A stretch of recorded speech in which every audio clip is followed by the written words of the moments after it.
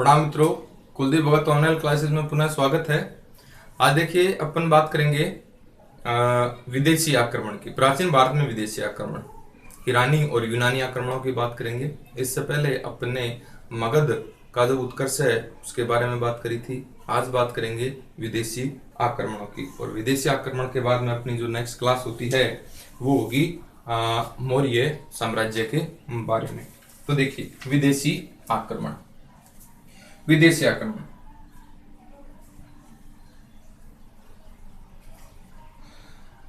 Next है, भारत पर विदेशी आक्रमण जो प्रथम बार हुआ ये किसने किया? ईरानियों ने किया, या ईरान ने किया, ईरानियों के द्वारा। और ईरानियों का वंश था हखामनी।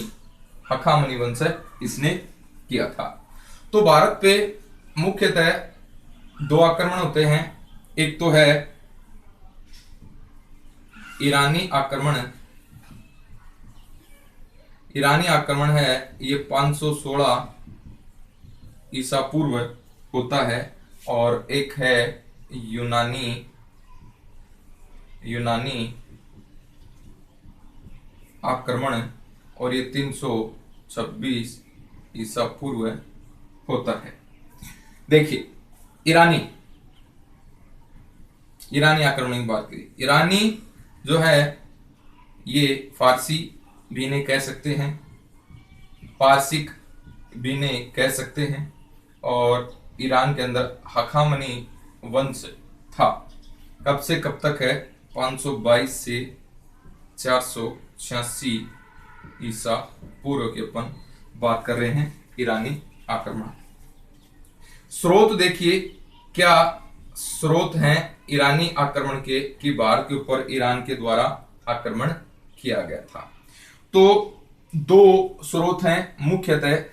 एक तो स्रोत है ये है दारा प्रथम या डेरियस प्रथम या दारहयू प्रथम, एक ही बात है। दारा के 3 अभिलेख हैं। दारा के 3 अभिलेख हैं, और ये अभिलेख हैं इंपोर्टेंट। अभी क्वेश्चन पूछा जाता है, नेट से यहां से क्वेश्चन पूछा जाता है। 3 अभिलेख कौन कौन से हैं? एक तो है 3 अभिलेख देखें। एक अभिलेख है बेहस्तून अभिलेख, दूसरा अभिलेख है पर्सिपोलिस अभिलेख, तीसरा जो अभिलेख है नक्शे रुस्तम अभिलेख। नक्शे रुस्तम अभिलेख। भारत पर प्रथम आक्रमण है, भारत पर प्रथम आक्रमण है यह ईरानी साइरस द्वितीय ने किया था, लेकिन यह असफल आक्रमण था। असफल आक्रमण था। इसके बाद में सफल आक्रमण है यह दारा प्रथम के द्वारा 516 ईसा पूर्व के अंदर हुआ। नेक्स्ट है कंबोज व गंधार पर भी दारा का अधिकार था। दारा का अधिकार था। नेक्स्ट है दारा के उत्तराधिकारी, दारा प्रथम के उत्तराधिकारी जो हैं ये हैं जेरेक्स।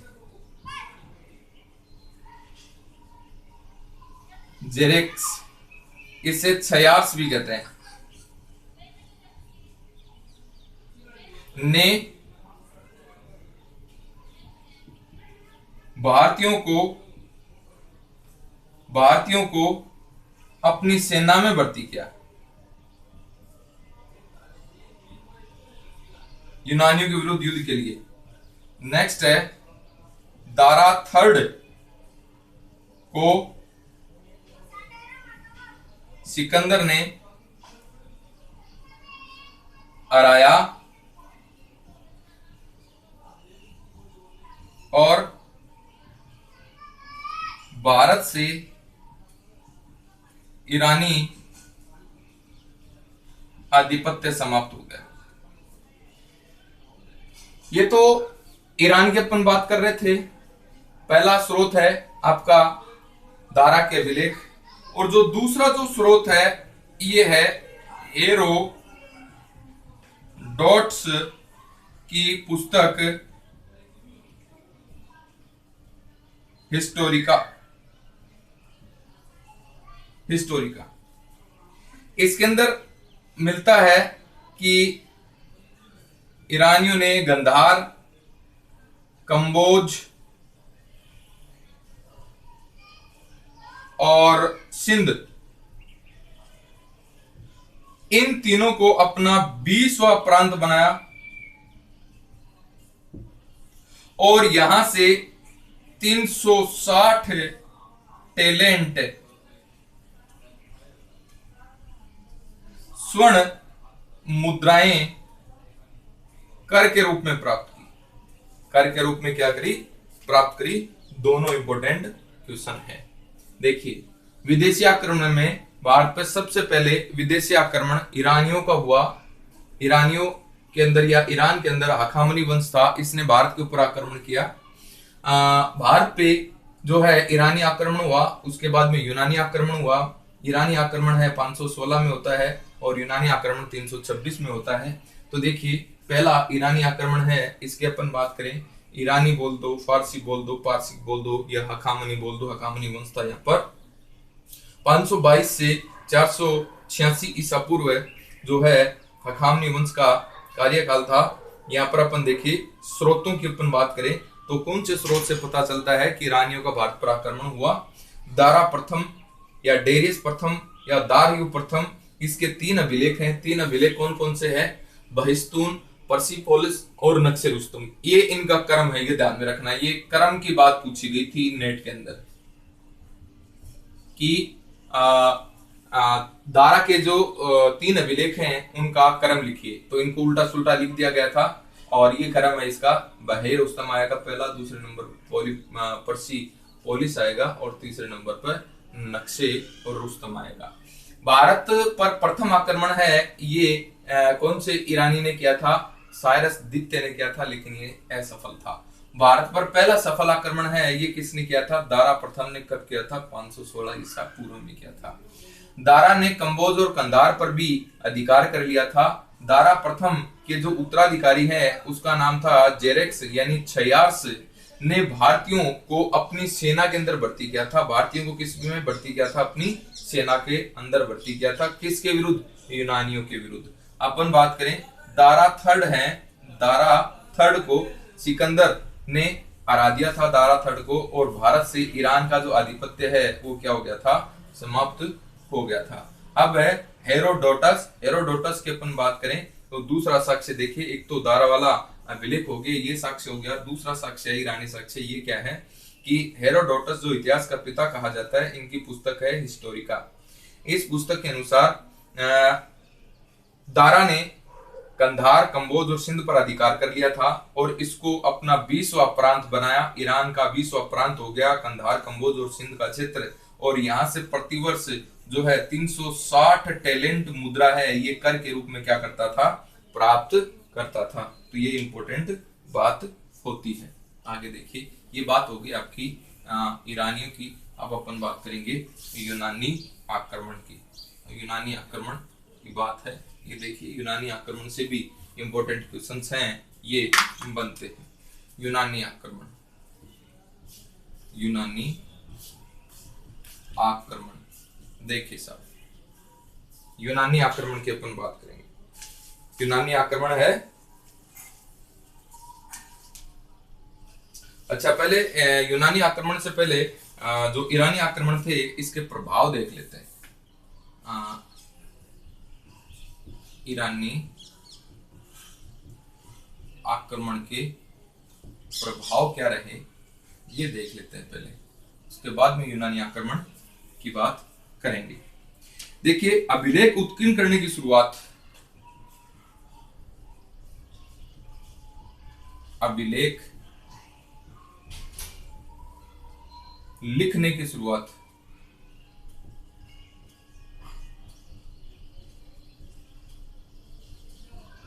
अभिलेख लिखने की शुरुआत हुई।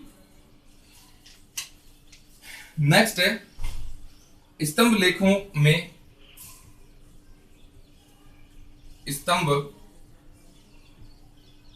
स्तंभ लेखों में घंटाकार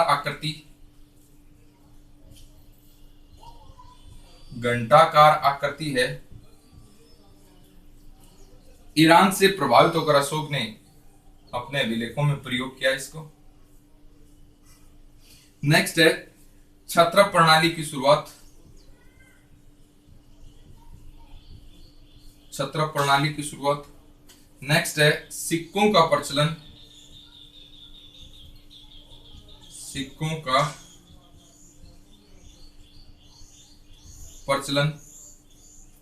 दो मुद्रा थी, एक मुद्रा चलाई डेरिक जो स्वर्ण मुद्रा थी, और दूसरी है सिगलोई, और सिगलोई है यह रजत मुद्रा थी। ईरानी संपर्क से अरेमाइक लिपि की शुरुआत हुई। ईरानी छत्रप प्रणाली जो है यह शक कुषाणों के द्वारा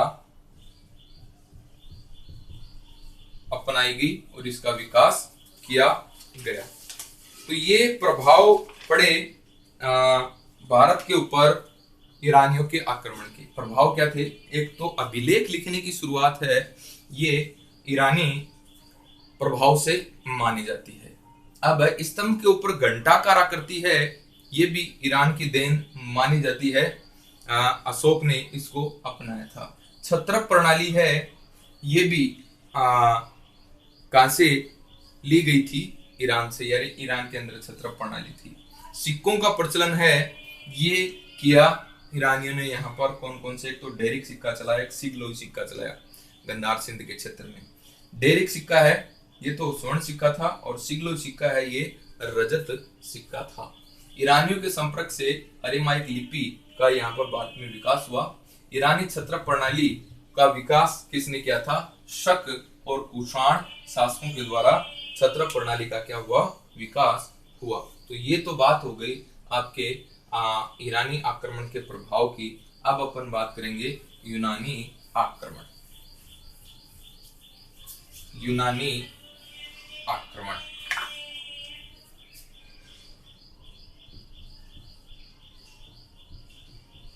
यूनानी आक्रमण। देखें साहब, यूनानी आक्रमण की अपन क्या करेंगे? बात करेंगे। यूनानी आक्रमण की बात करेंगे, इसमें क्या क्या इंपॉर्टेंट बातें होंगी वो देखिए आप यूनानी आक्रमण के अंदर। यूनानी आक्रमण देखिए, नेतृत्व है इसका, नेतृत्व किसने किया था? सिकंदर ने नेतृत्व किया था। सिकंदर रहने वाला कहां का था? मेसोडोनिया। मेसोडोनिया का नाम मकदूनिया भी है, मेसोडोनिया का नाम मकदूनिया भी है। नेक्स्ट है फिलिप द्वितीय, इनके पिता का नाम था, वह माता थी ओलंपिया। माता कौन थी? ओलंपिया। जन्म सिकंदर का तो हुआ 356 ईसा पूर्व के अंदर। इनका नाम था वास्तविक अलेक्जेंडर द्वितीय, और दारा ईरान के दारा थर्ड को पराजित करने के बाद इन्होंने अपना नाम, इनकी जो उपाधि थी वो क्या पड़ी, सिकंदर, और सिकंदर के नाम से इनको ज्यादा जाना जाता है। भारत पर आक्रमण है, भारत पर इसने जो आक्रमण किया ये कब किया, 326 ईसा पूर्व में भारत पर आक्रमण किया। नेक्स्ट है 323 ईसा पूर्व है बेबीलोनिया में,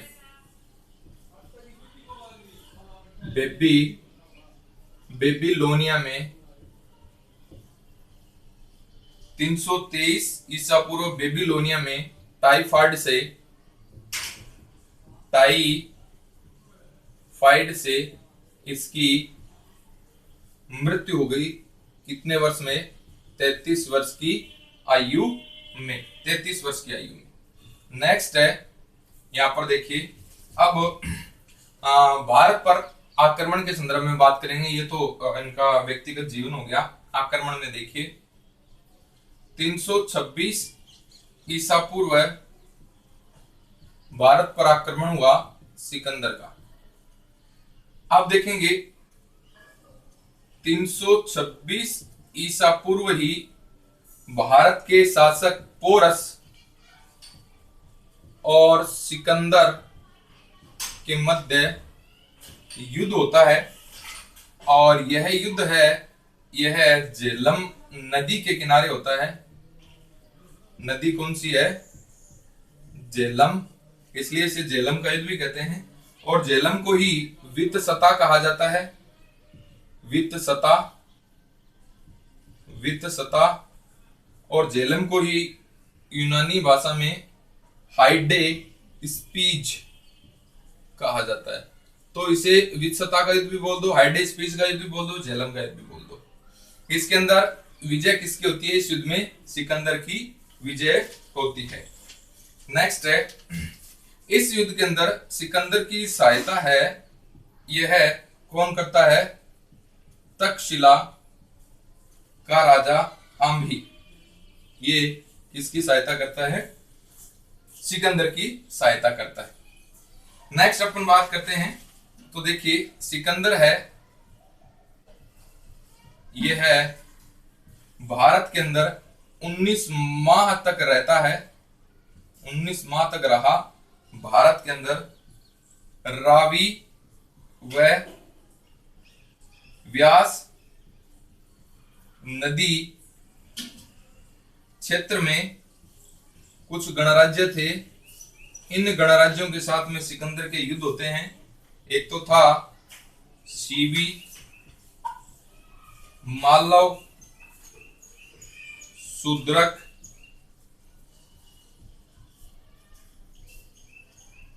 अश्वक, पाटल, अगसलोई, ये गणराज्य थे। देखिए यूनानी आक्रमण भारत में होता है सिकंदर के नेतृत्व में। सिकंदर कहाँ के राजा थे, मेसिडोनिया या मकदूनिया के राजा थे। पिता का नाम था फिलिप द्वितीय और माता का नाम था ओलंपिया। जन्म इनका 356 ईसा पूर्व हुआ था। वास्तव में इनका जो नाम था ये अलेक्जेंडर द्वितीय था। ईरान के दारा थर्ड को पराजित करते हैं और इनके द्वारा उपाधि धारण की जाती है सिकंदर की। भारत पर आक्रमण है, यह 326 ईसा पूर्व होता है। 323 ईसा पूर्व बेबीलोनिया के अंदर इनकी टाइफाइड से मृत्यु हो जाती है। कितने वर्ष में, मात्र 33 वर्ष की आयु में इनकी मृत्यु हो जाती है। भारत पर 326 में यह आक्रमण करते हैं। 326 में सिकंदर और भारत के अंदर जो शासक होता है पोरस, जो मुख्यतः कश्मीर के आसपास का क्षेत्र है। तो पोरस जो राजा है सिकंदर के मध्य, दोनों के मध्य युद्ध होता है 326 के अंदर, जिसमें किसकी विजय होती है, सिकंदर की विजय हो जाती है। और कौन सी नदी के किनारे होता है, झेलम। झेलम को वित्तसता कहते हैं और झेलम को ही हाइडे स्पीच कहते हैं। या तो झेलम का युद्ध आ जाए, या वित्तसता का युद्ध आ जाए, या हाइडे स्पीच का युद्ध आ जाए, तीनों बात एक ही है।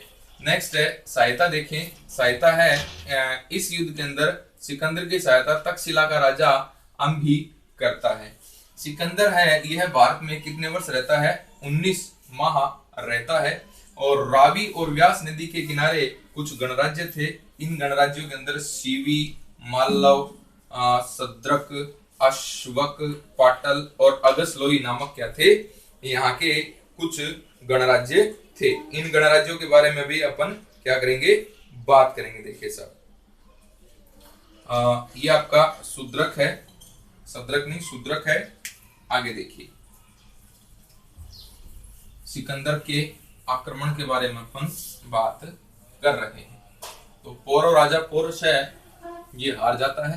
हारने के बाद में सिकंदर इसको माफ कर देता है, जिंदा छोड़ देता है। पौरव से पूछा जाता है कि तेरे साथ में कैसा व्यवहार किया जाए सिकंदर। तो पौरव जो राजा है पौरुष, वो कहता है कि जैसा एक राजा दूसरे राजा के साथ में व्यवहार करता है। इस बात से खुश होकर के सिकंदर है ये है पौरुष को छोड़ देता है और इसका जो साम्राज्य है वो भी इसको वापस लौटा देता है। नेक्स्ट देखिए, नेक्स्ट देखेंगे मालव गणराज्य, जो अपन रावी नदी के किनारे जो देख रहे थे गणराज्य, उन गणराज्यों में प्रमुख बातें करेंगे। एक तो है मालव गणराज्य। मालव गणराज्य जो है, मालव गणराज्य से युद्ध किया और इस युद्ध के अंदर सिकंदर घायल हो जाता है। इस युद्ध के अंदर सिकंदर घायल हो जाता है और यहाँ के नागरिकों का नरसंहार किया। और फिर सिकंदर है यहाँ के नागरिकों का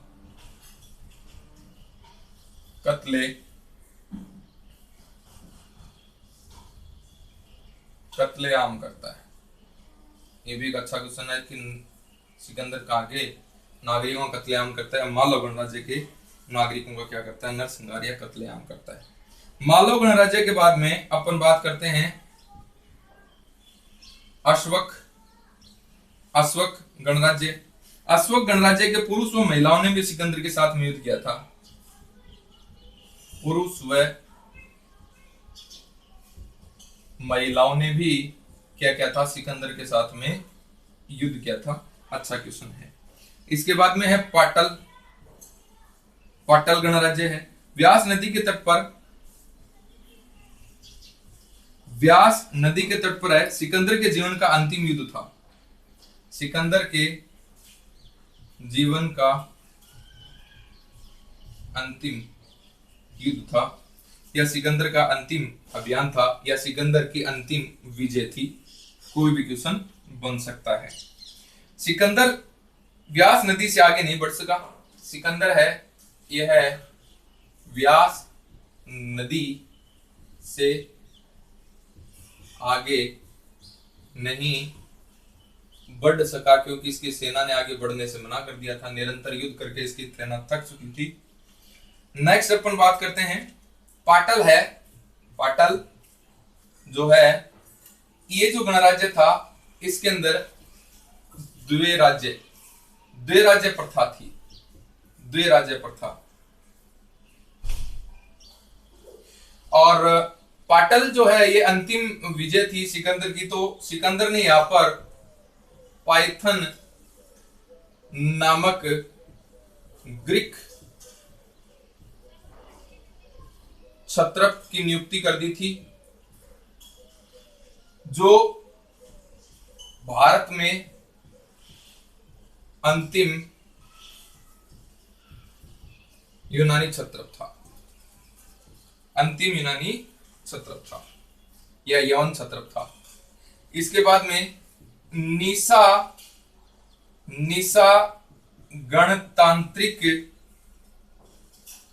राज्य ने बिना युद्ध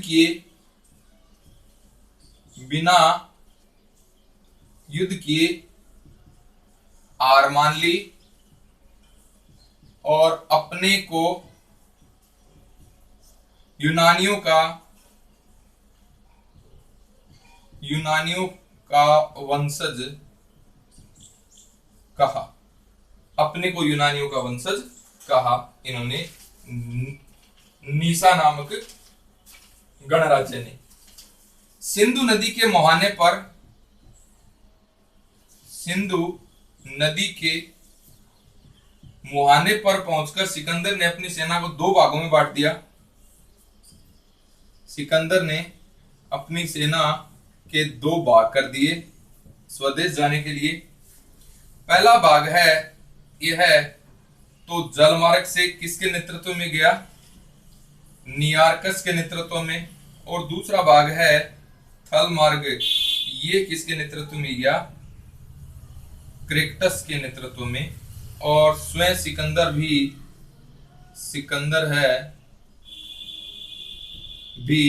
थल मार्ग से जाता है। स्वयं सिकंदर भी कौन से मार्ग से जाता है? थल मार्ग से जाता है। और 323 ईसा पूर्व बेबीलोन में किसकी मृत्यु हो जाती है? सिकंदर की मृत्यु हो जाती है। इसके बाद में प्रभाव देखेंगे, यूनानी आक्रमण के प्रभाव देखेंगे। देखिए, मालव गणराज्य था। इस गणराज्य के साथ में युद्ध करते समय कौन घायल हो जाता है? सिकंदर घायल हो जाता है। और गुस्से में सिकंदर ने क्या किया? यहाँ के नागरिकों का नरसंहार किया। ये क्वेश्चन अच्छा क्वेश्चन है कि सिकंदर ने नागरिक नरसंहार के आदेश दिए। कौन से गणराज्य के खिलाफ? मालव गणराज्य के खिलाफ। अशोक गणराज्य है, यहां पर सिकंदर से युद्ध है। यहाँ की पुरुष और महिलाओं ने युद्ध किए थे, यानी सिकंदर के खिलाफ यहाँ के संपूर्ण नागरिक, पुरुष और महिला दोनों ही युद्ध में कूद पड़े अश्वक गणराज्य के। पाटल गणराज्य है, यह व्यास नदी के किनारे था और यह पाटल गणराज्य है, इसको सिकंदर ने जीत लिया था और जीवन का अंतिम युद्ध था, जीवन की अंतिम विजय थी पाटल गणराज्य। नेक्स्ट अपन बात करते हैं, पाटल गणराज्य है, इसके अंदर द्वैराज्य प्रथा थी। इंपोर्टेंट क्वेश्चन है कि कौन से गणराज्य के अंदर दो राजा की प्रथा थी? तो कौन सा गणराज्य है? पाटल गणराज्य। या सिकंदर का अंतिम अभियान कौन सा था? पाटल गणराज्य का अभियान। अब सिकंदर है यहाँ पर पाइथन नामक ग्रीक क्षत्रप है, इसकी नियुक्ति करता है और ये क्षत्रप है भारत में अंतिम यूनानी या अंतिम ग्रीक क्षत्रप या अंतिम यवन क्षत्रप रहता है। व्यास नदी से आगे बढ़ने से सिकंदर की सेना ने मना कर दिया। इंपोर्टेंट क्वेश्चन है कि सिकंदर है ये कौन सी नदी से वापस लौट जाता है? तो व्यास नदी से वापस लौट जाता है, क्योंकि इसकी जो सेना थी वो निरंतर युद्ध करने से थक चुकी थी और इस समय बरसात का समय चल रहा था। सेना के अंदर महामारी फैलने का भय था, इसी कारण सारी की सारी सेना ने युद्ध करने से मना कर दिया। सिकंदर विवश होकर के यहाँ से वापस लौटने के लिए मजबूर हो गया। निशा नामक एक गणराज्य है, इसने बिना युद्ध किए ही सिकंदर से हार मान ली और अपने आप को क्या कहा कि हम यूनानियों के ही क्या हैं? वंशज हैं। तो ये भी एक अच्छा क्वेश्चन बनता है कि सिकंदर ने जब युद्ध किया था तो कौन सा गणराज्य था जिसने अपने आप को यूनानियों का वंशज कहा? तो कौन सा? निशा। अच्छा, सिंधु नदी के मुहाने पर पहुंचकर सिकंदर ने अपनी सेना के कितने भाग कर दिए? दो भाग कर दिए। एक तो जल मार्ग से सिकंदर की सेना गई, उसका नेतृत्व किसने किया? नियार्कस ने किया। एक थल मार्ग से सेना गई, इसका नेतृत्व किसने किया? क्रेक्टस ने किया। और स्वयं सिकंदर भी कौन से मार्ग से गया?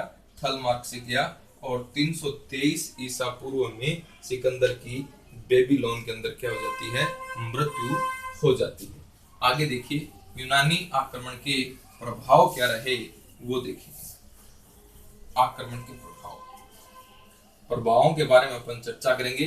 तो क्या क्या यहाँ पर जो प्रभाव हैं वो रहते हैं, तो देखिए यूनानी आक्रमण के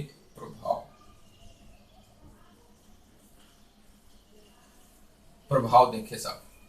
प्रभावों की अपन जब चर्चा करते हैं तो वीए स्मिथ है,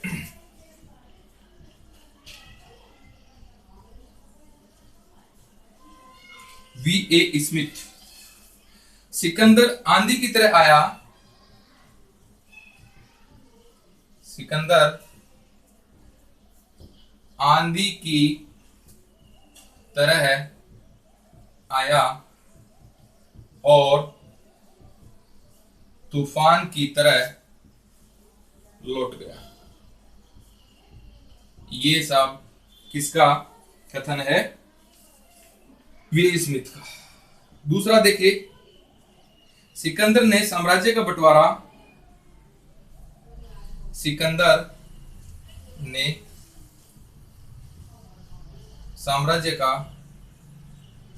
बंटवारा किया। भारत के अंदर जो साम्राज्य जीता था, सिंधु नदी के उत्तरी पश्चिमी भाग पर फिलिप नामक यूनानी के नियंत्रण में छोड़ दिया और सिंधु के दक्षिणी भाग पर पिथोन नामक ग्रीक के अधिकार में राज्य बांटा। नेक्स्ट है, भारत में सिकंदर के आक्रमण से ही क्रमगत इतिहास लिखने की शुरुआत। नेक्स्ट है, गांधार शैली का उद्भव। नेक्स्ट है, झेलम नदी के पास निकिया यानी विजयनगर बसाया और अपने प्रिय घोड़े बुकाफेला के नाम से भी इसने नगर बसाया और उलूक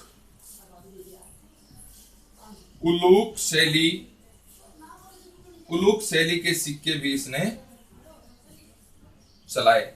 इसके प्रभाव से उलूक शैली के क्या चले, सिक्के चले। देखिए, वीए स्मिथ है, इसका कथन है सिकंदर आंधी की तरह आया और तूफान की तरह लौट गया।